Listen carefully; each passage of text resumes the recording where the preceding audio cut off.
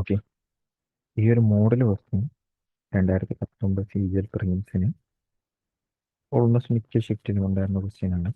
അപ്പോൾ ആദ്യം ക്വസ്റ്റ്യൻ പറയാം. ടൈമർ വർക്ക് ബേസ് ചെയ്തിട്ടുള്ള ക്വസ്റ്റ്യൻ ആണ്. A is 40% more efficient than B.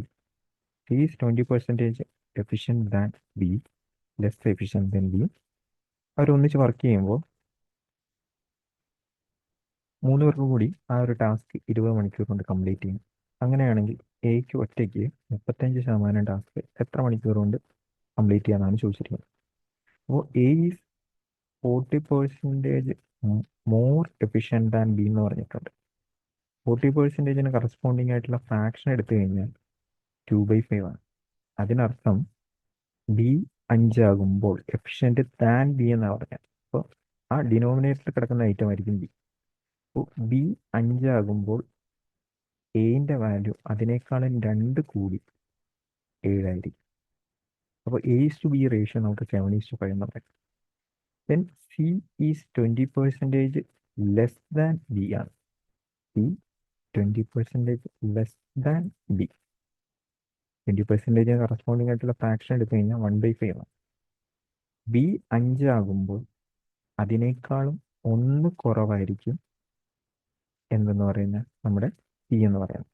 ഇവിടെ ഇപ്പോൾ രണ്ടിടത്തും ബി 5 ആയതുകൊണ്ട് നമുക്ക് ഒരേപോലെ ഈക്വൽ ആക്കേണ്ട ആവശ്യമില്ല, ഡയറക്റ്റ് ഏരിയ എഴുതിയാൽ മതി. അപ്പോൾ ഇവിടെ 4 വരും.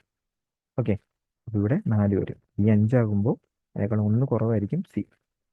ഇവർക്ക് 3 പേർക്കും കൂടി ഒരു ടാസ്ക് കംപ്ലീറ്റ് ചെയ്യാനായിട്ട് 20 മണിക്കൂർ എടുത്തു.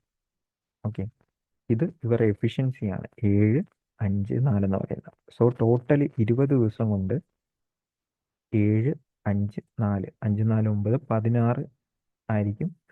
20x16 ആയിരിക്കും അവർ ടോട്ടൽ ചെയ്യുന്ന വർക്ക്. ഓക്കെ, അല്ലെങ്കിൽ 16 യൂണിറ്റ്. എക്സിൻ്റെ ടൈമിൽ എഴുതി കഴിഞ്ഞാൽ 16 യൂണിറ്റ്. ഇത് റേഷ്യോ ആണല്ലോ.